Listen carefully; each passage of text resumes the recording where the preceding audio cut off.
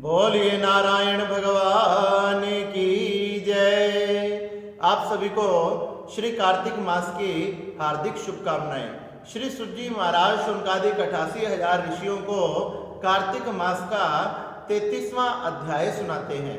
श्री सुजी महाराज कहने लगे कि हे शौनकादिक 88,000 ऋषियों, भगवान कृष्ण ने अपनी पत्नी श्री सत्यभामा जी को ये सारी कथा सुनाई। इस प्रकार सारी कथा को सुनाकर जैसे ही संध्या हुई तो उस समय भगवान श्री कृष्ण संध्या करने के लिए अपने महलों में चले गए। श्री सुजी महाराज कहते हैं, हे शौनकादिक 88,000 ऋषियों, ये कार्तिक मास भगवान श्री कृष्ण को अति प्रिय है। जो कार्तिक मास में तुलसी को सींचता है, उद्यापन करता है, दीपदान करता है तथा भगवान का कीर्तन करता है, भगवान का जागरण करता है, नित्य प्रति भगवान के निमित्त उठकर स्नान आदि करता है, ये सब जो क्रियाएं करता है, कार्तिक मास का उद्यापन करता है, ये क्रियाएं भगवान कृष्ण को, भगवान नारायण को अति प्रिय है। कार्तिक मास भगवान कृष्ण को अति प्रिय है। जो कार्तिक मास में व्रत उपवास करता है, कथा को सुनता है, वह भगवान कृष्ण का प्रिय हो जाता है। वह अपने समस्त पापों को नष्ट करता हुआ भगवान के भगवत धाम में जाकर निवास करता है।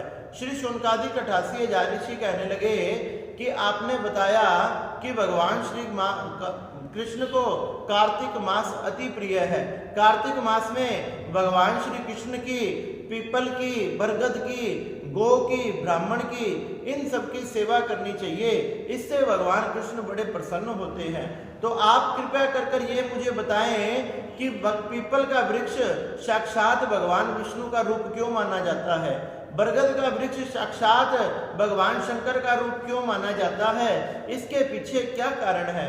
तो श्री सुजी महाराज शौनकादिक 88,000 ऋषियों से कहने लगे, कार्तिक मास धारण करने वाले व्यक्ति को इन सब नियमों का पालन करना चाहिए। प्रातः जल्दी उठकर स्नान करके भगवान के निमित्त अर्घ देना चाहिए, कथा को सुनना चाहिए, भगवान की कहानी कहनी चाहिए, भगवान के भजन को, भगवान की फेरी लगाना, दीपदान करना तथा इस कार्तिक मास में गौ की सेवा करना, ब्राह्मण की सेवा करना तथा बताया गया अनेक प्रकार के दानों को करना चाहिए। अब तुम्हें मैं बताता हूं कि भगवान विष्णु तथा शंकर का रूप वट वृक्ष तथा पीपल को क्यों माना गया है।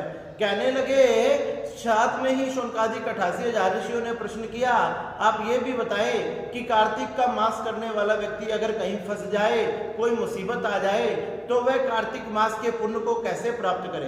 तो श्री सुजी महाराज कहने लगे, अगर कार्तिक को धारण करने वाले व्यक्ति को कोई रोग हो जाए, वह किसी जंगल में फंस जाए, किसी मुसीबत में फंस जाए, तो उसने कार्तिक फल को प्राप्त करने के लिए भगवान विष्णु या भगवान शंकर जी के मंदिर के सामने जाकर कीर्तन करना चाहिए। अगर वह वहां जाकर कीर्तन करता है तो उसे संपूर्ण फलों की प्राप्ति होती है। अगर वहां जाकर वह कोई बाजा बजाता है, कोई नृत्य करता है, कोई ताली बजाता है, कोई चुटकी बजाता है, अनेक प्रकार के ध्वनि यंत्र बजाता है, तो उसे वाजपेय यज्ञ की प्राप्ति होती है।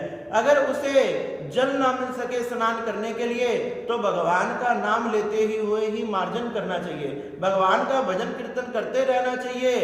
अगर वह दीपदान ना कर सके तो दूसरों के जलते हुए दीपक की वायु से रक्षा करनी चाहिए, उसे संपूर्ण फल की प्राप्ति होती है।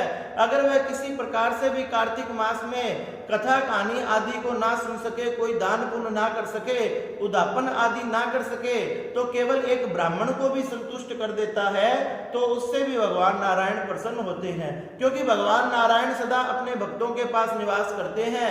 एक ब्राह्मण की पूजा करने से, उनको संतुष्ट करने से भी कार्तिक मास के संपूर्ण फलों की प्राप्ति होती है।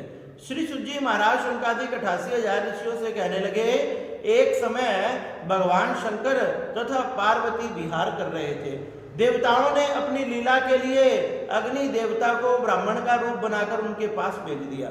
जैसे ही अग्नि देवता उनके पास गए, बिना कुछ सोचे विचारे ही उनके पास चले गए और उनकी लीला में विघ्न डाल दिया। मां पार्वती को इससे बड़ा क्रोध आया। कहने लगे, कीट पतंगे आदि भी विषय सुख को जानते हैं और तुम देवता होकर भी इस सुख को नहीं जानते, तुम्हें धिक्कार है, इसलिए मैं तुम्हें श्रापित करती हूं, मैं सभी को श्राप देती हूं, सभी देवी देवता आज से वृक्ष बन जाए। इसलिए मां पार्वती के श्राप के कारण सभी देवी देवता अपने अंश अवतार से, अपने अंश रूप से सभी ने वृक्ष के रूप को धारण कर लिया। भगवान नारायण साक्षात पीपल बने, भगवान श्री ब्रह्मा जी पालाश बने तथा भगवान शंकर वटवृक्ष बने। इस प्रकार से सभी देवी देवता अपने अपने अंशों से वृक्षों का रूप धारण किया तथा भगवान नारायण का पीपल में वास है। पीपल भगवान नारायण का अंशा अवतार है। शनिवार के दिन शनिवार के साथ भगवान विष्णु का योग होने के कारण इसलिए केवल शनिवार को ही पीपल को छुआ जाता है, पीपल को स्पर्श किया जाता है और किसी दिन पीपल को स्पर्श नहीं किया जाता। इसलिए सभी देवी देवताओं ने वृक्षों का रूप धारण करना पड़ा। इस प्रकार से श्री सूत जी महाराज ने शौनकादिक 88,000 ऋषियों को बताया कि कार्तिक मास का संपूर्ण फल की प्राप्ति किस प्रकार से की जाए और किस प्रकार से सभी देवी देवताओं ने वृक्ष रूप को धारण किया। बोलिए शंकर भगवान की जय।